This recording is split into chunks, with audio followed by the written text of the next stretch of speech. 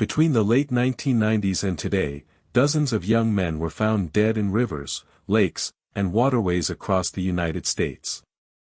Police reports said the same thing every time: accidental drowning. Case closed. But families weren't convinced. These men were healthy, athletic, sober enough to walk home, and experienced around water. Many disappeared after nights out with friends. Their phones stopped responding. Their wallets vanished. Days or weeks later, their bodies surfaced, often miles from where they were last seen. Then someone noticed something chilling. Near several recovery locations, there was graffiti. A simple symbol.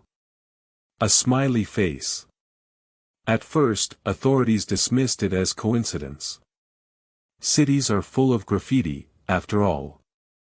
But as more bodies appeared, so did more smiley faces. Different states. Different years. Same pattern. Former detectives began asking a question no one wanted to answer. What if these weren't accidents? What if someone, or multiple people, were staging drownings and getting away with murder?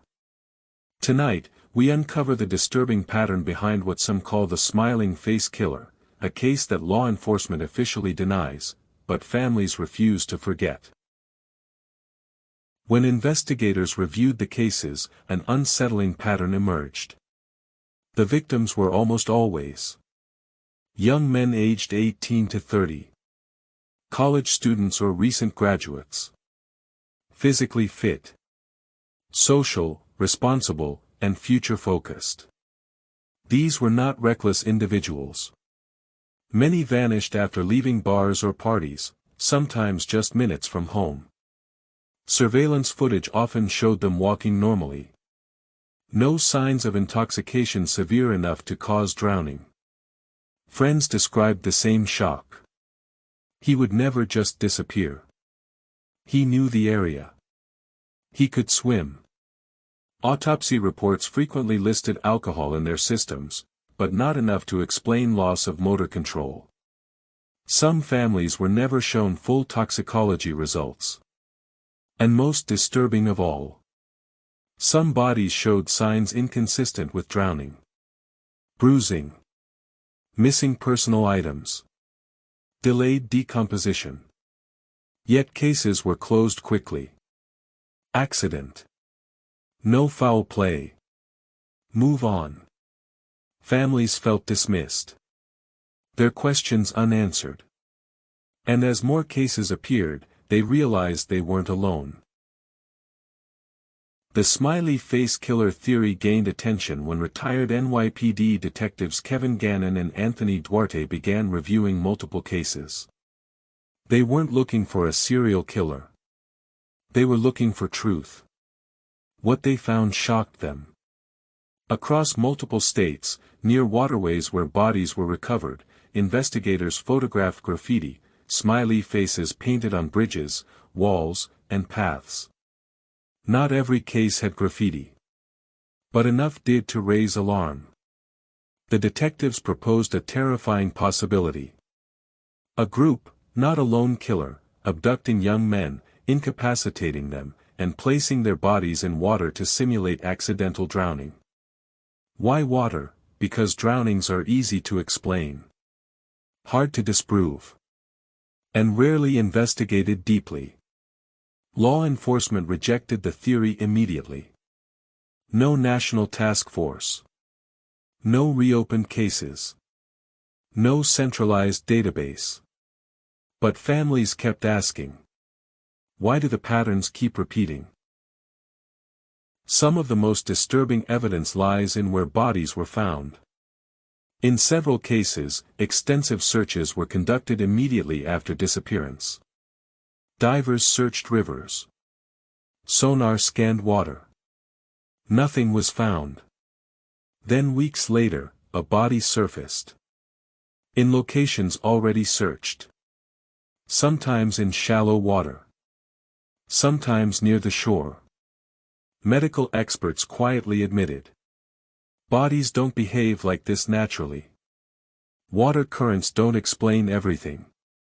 Decomposition timelines don't match. Clothing sometimes appears unusually clean. If these men drowned accidentally, why weren't they found during the first search? And if they were placed later, who put them there? Officially, the FBI states there is no smiling face killer. No evidence of a coordinated group. No serial murders. No conspiracy. But critics argue. If cases are never investigated as murders, how would evidence ever appear? Most cases were ruled accidental within days. Crime scenes were never preserved. Witness interviews were limited. Once ruled an accident, cases were closed permanently. Families pushing for reinvestigation were told, "You're grieving. You're looking for answers where none exist." But grief doesn't create patterns. Numbers don't lie. Alcohol appears in many reports, but often at moderate levels. Some families question toxicology testing. Were full panels run? Were sedatives checked? Were results withheld? In a few cases, independent testing suggested substances inconsistent with voluntary consumption. If victims were drugged, they wouldn't scream. They wouldn't fight. They wouldn't remember. Which would explain the lack of witnesses. And the lack of resistance. Critics of the theory say, this would require coordination. They'd be caught. But supporters counter. What if it's not one group? What if it's opportunistic predators? What if the system itself enables it? Poor lighting. Late nights. Alcohol culture. Waterways everywhere. A perfect cover. Despite dozens of cases, mainstream media coverage is limited. Stories fade quickly.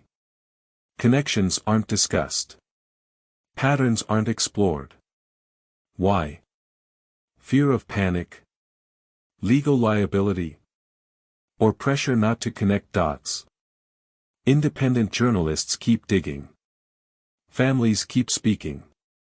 But official acknowledgement never comes. What if police are right? What if these are accidents? That possibility must be considered. But then explain. The repeated age group. The similar circumstances. The impossible recoveries. The speed of case closures. Accidents happen. Patterns don't. Whether the smiling face killer exists or not, one truth remains. Young men are dying. Families deserve answers. And silence helps no one. If these deaths are accidents, they deserve prevention. If they are murders, they demand justice. Until questions are answered, the mystery remains open. And somewhere tonight, someone is walking home alone.